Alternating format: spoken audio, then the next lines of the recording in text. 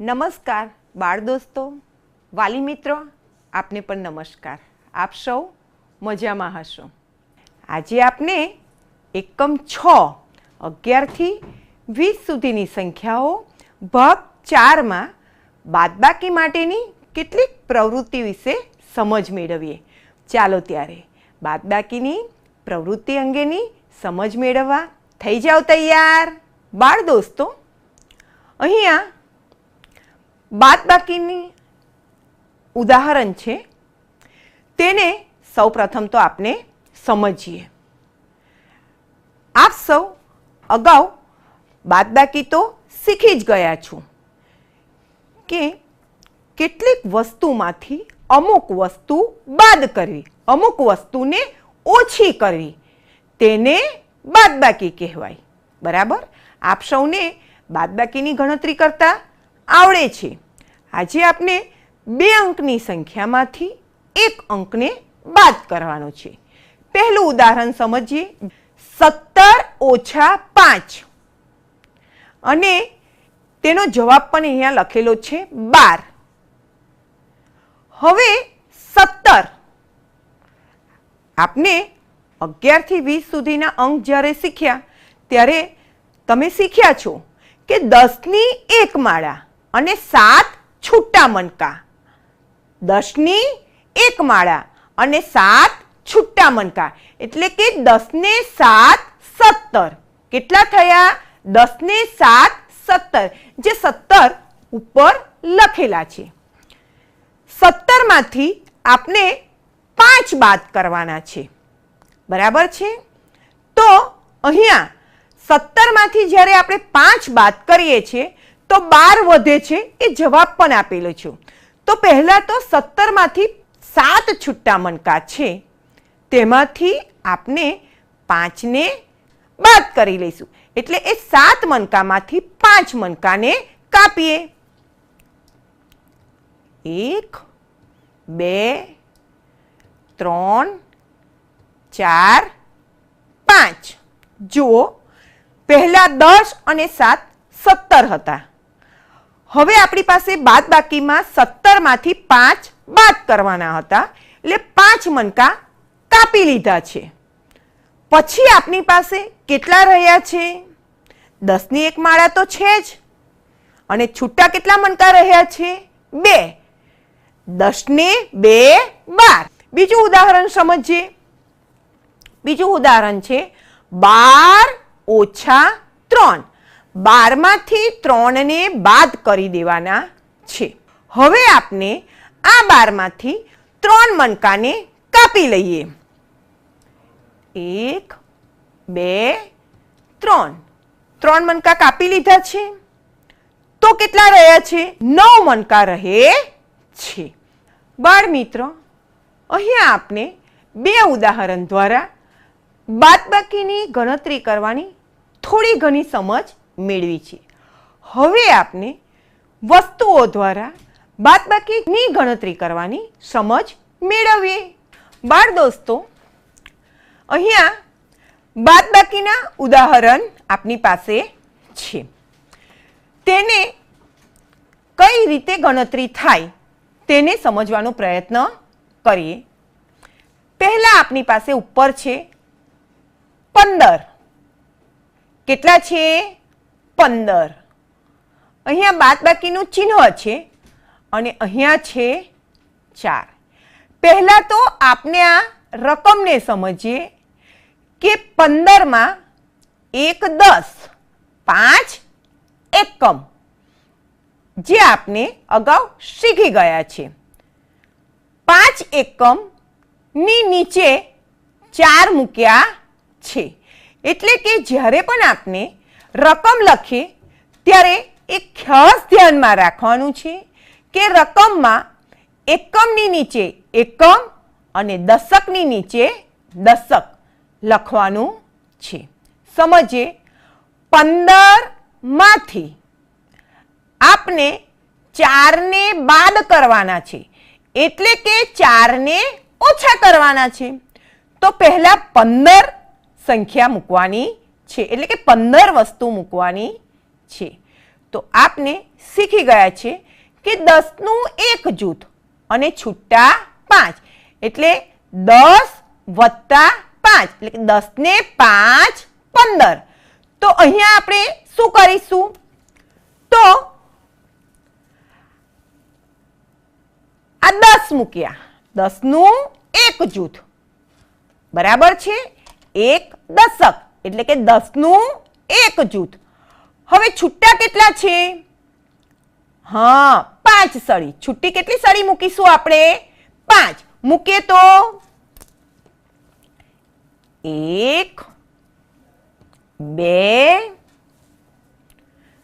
3 4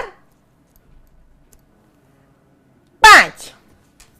આપની પાસે અહીંયા ઉપરની સંખ્યા તૈયાર છે. 10 ને 5 15. 10 ને 5 15. હવે આ 15 માંથી કેટલા બાદ કરવાના છે? 4. 4 ને ઓછા કરવાના છે. તો આપની પાસે આ 5 સળી છે. બરાબર છે? બરાબર ને? તો 5 માંથી આપણે 4 સળી લઈ લઈએ ગણતરી કરીને. ગણીએ તો 1 2 3 4. બરાબર છે? 4 સળી લઈ લેતા આપની પાસે કેટલા રહ્યા છે? તો અહીંયા રહ્યા છે 10નું એક જૂથ અને 1. 10 ને 1 11. કેટલા રહ્યા છે? 10 ને 1 11. તો આપણે અહીંયા લખીશું 11. બીજી રકમને સમજવાનો પ્રયાસ કરીએ. અહીંયા આપની પાસે છે 19 ઓછા 8. અહીંયા છે 10નું એક જૂથ. હવે છૂટા આપને મૂકવાના છે 9. આપની પાસે 19 વસ્તુ તૈયાર છે. હવે આ 19 માંથી આપને કેટલા બાદ કરવાના છે? 8. એટલે કે 8 સળી આપને લઈ લઈશું. 1 2 3 4 5 6 7 8. હવે આપની પાસે અહીંયા કેટલા રહ્યા છે? હા, અહીંયા છે 10 અને આ 1. તો 10 ને 1 11. 10 ને 1 11. તો આપને અહીંયા મૂકીશું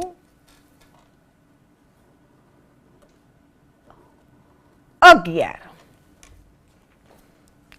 આપને અહીંયા બાદબાકીની બીજી રકમ સમજીએ. આ આપની પાસે આડી રકમ છે 18 ઓછા 8. 18 માંથી 8 ને બાદ કરવાના છે. જોઈએ, આ છે 10નું એક જૂથ. હવે 8 સળી ગોઠવવાની છે. બરાબર છે? અને 18 સંખ્યા બનાવવાની છે. મૂકે 8. બધાએ મારી સાથે ગણવાનું છે. 1 2 3 4 5 6 7 8. હવે આ 18 માંથી આપને 8 ને બાદ કરવાના છે. શું કરવાનું છે? 8 ને બાદ કરવાના છે. તો 8 સળી લઈ લઈશું. 8 ઓછી કરી દઈશું.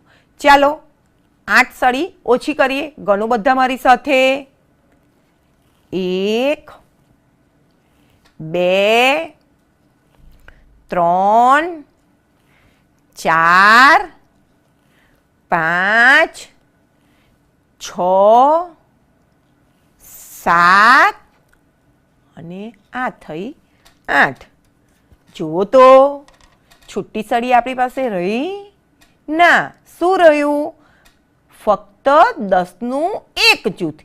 એટલે કે 18માંથી 8ને બાદ કરીએ તો આપની પાસે રહે છે 10. તો અહીંયા લખીશું આપણે 10. આપની પાસે એક ઉદાહરણ છે. 15 ઓછા 9. 15માંથી 9 બાદ કરવાના છે. શું કરવાનું છે? 15માંથી 9 બાદ કરવાના છે. કદાચ તમારી પાસે આ બાદબાકીની ગણતરી કરવા માટે કોઈ વસ્તુ ઉપલબ્ધ ન હોય અને તમારે બાદબાકી કરવી છે તો તમે શું કરશો? તો ચાલો આપણે માળા બનાવીએ. અહીંયા છે 15 તો એક માળા બનાવી દઈએ છીએ. બરાબર છે? હા. એક માળામાં કેટલા મણકા મૂકીશું? 10. 1 2 3 4 5 6 7 8 9 10. માળામાં 10 મણકા છે એટલે કે 10નું એક જૂથ છે. હવે 15 બનાવી છે, સંખ્યા 15. તો છૂટા કેટલા મણકા મૂકવાના છે આપણે? હા, 5 મૂકીએ તો 1 2 3 4 ને 5.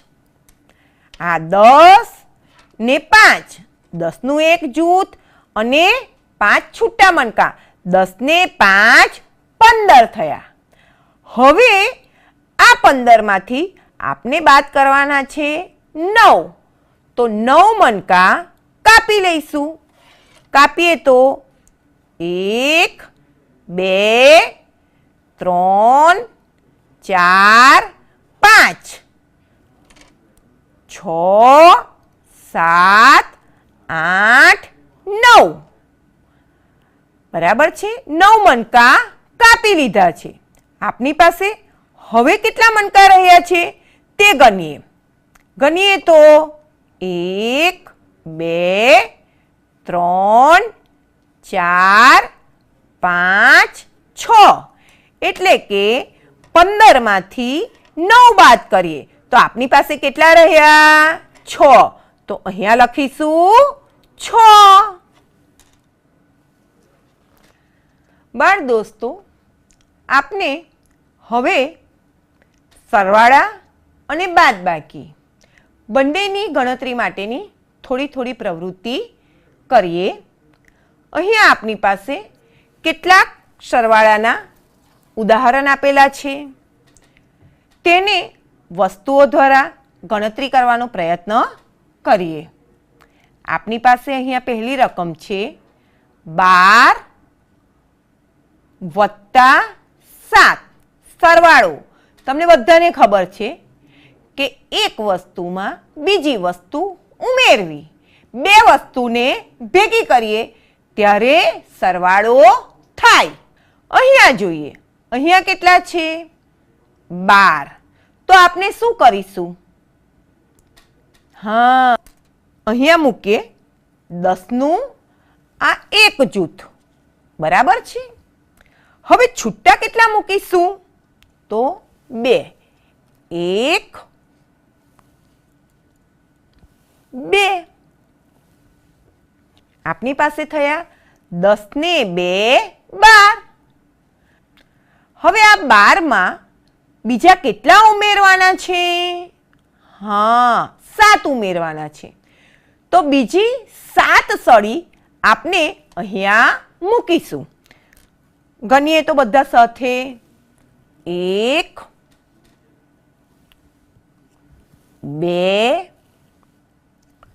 3 4 5 7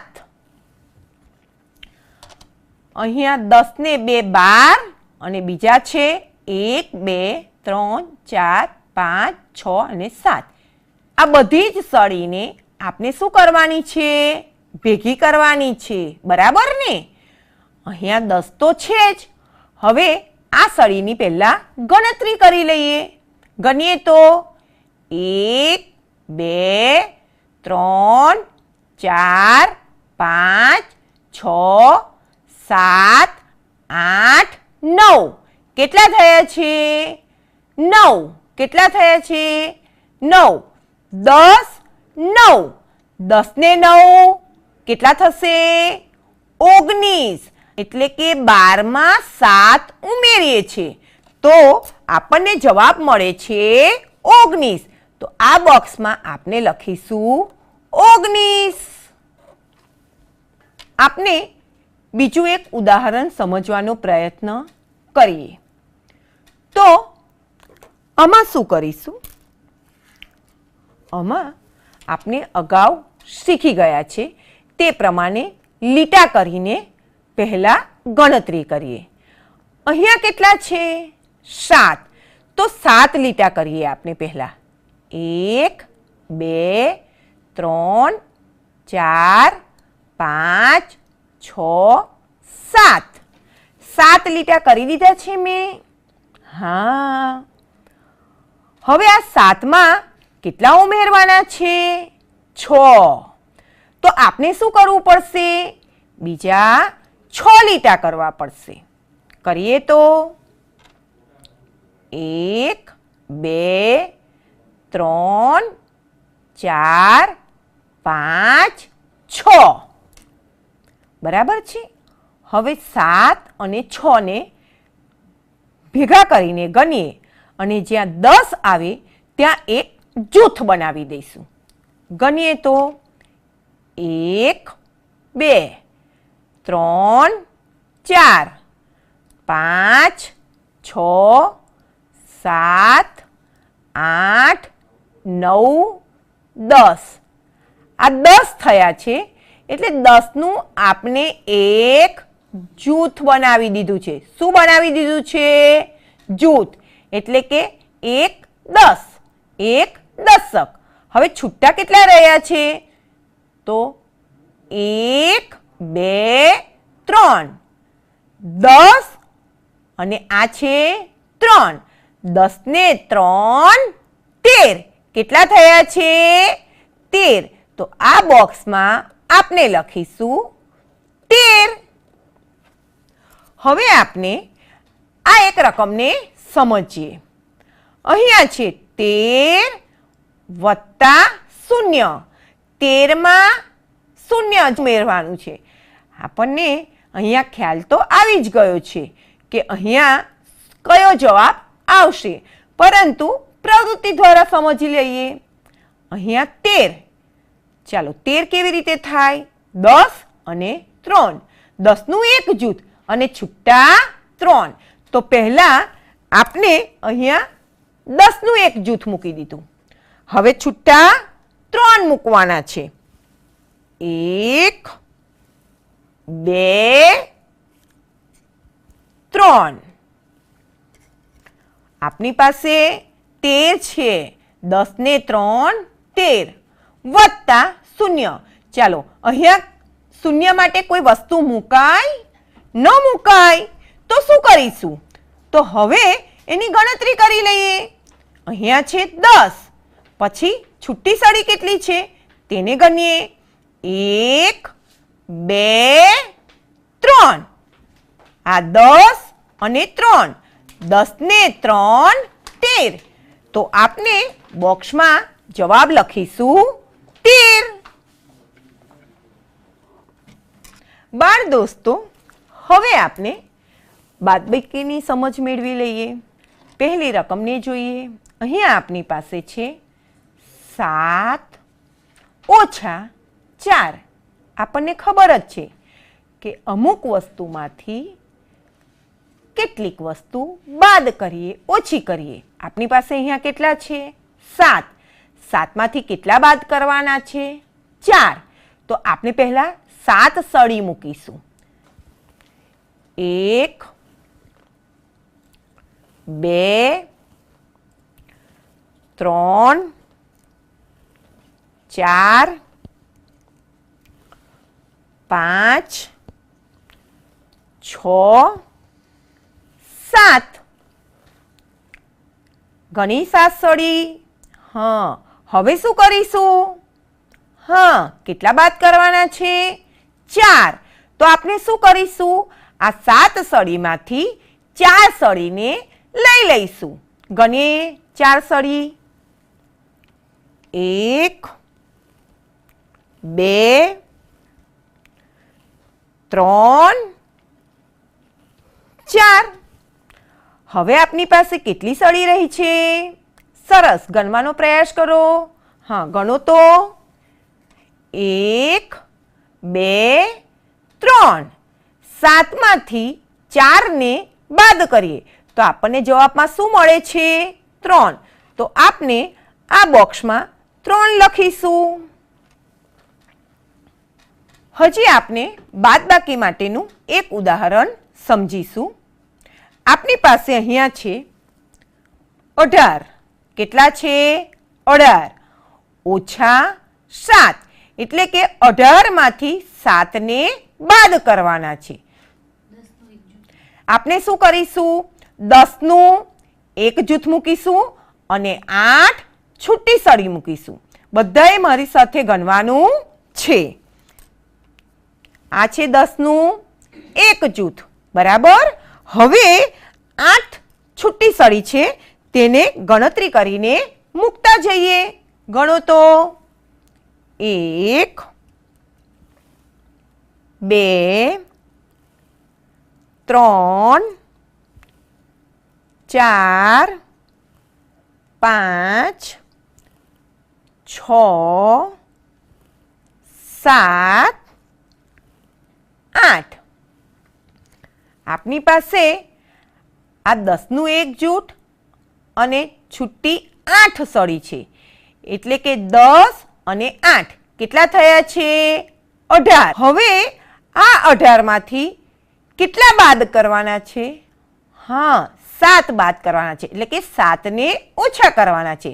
તો આપણે અહીંયાથી 7 સળીને લઈ લઈશું. ગણીએ તો. 1 2 3 4 5 6 7. શું કર્યું? 18 હતા, તેમાંથી 7 સળી આપણે લઈ લીધી છે. હવે આપણી પાસે શું રહ્યું? તો 10નું એક જૂથ રહ્યું. શું રહ્યું? 10નું એક જૂથ અને અહીંયા રહ્યા છે 1. એટલે કે 10 ને 1 11. કેટલા રહ્યા છે? 10 ને 1 11. 18માંથી 7ને બાદ કરીએ તો આપણને જવાબ શું મળે છે? 10 ને 1 11. તો આપણે આ બોક્સમાં 11 લખીશું. બાળ દોસ્તો, આપે સળીઓની મદદથી બાદબાકીની ગણતરી કેવી રીતે થાય તેની સમજ પૂરતી મેળવી છે. વળી સાથે સાથે સરવાળા અને બાદબાકીનો મહાવરો પણ કર્યો છે. વાલી મિત્રો, આપે પણ આ સમજ મેળવી હશે. હવે આપના બાળકની સ્વઅધ્યયન પોથી પાના નંબર 82 અને 83 પરની સરવાળા અને બાદબાકીની ગણતરી બાળકો પાસે કરાવવાની છે. આપના ઘરે જે પણ વસ્તુઓ ઉપલબ્ધ હોય તે વસ્તુઓની ઉપયોગ કરી બાળકો સરવાળા અને બાદબાકીની ગણતરી કરે તેવો આગ્રહ રાખો. બાળકો જ્યારે આ ગણન કાર્ય કરતા હોય ત્યારે આપ વાલી મિત્રોએ બાળકોને સતત માર્ગદર્શન આપતા રહેવાનું છે.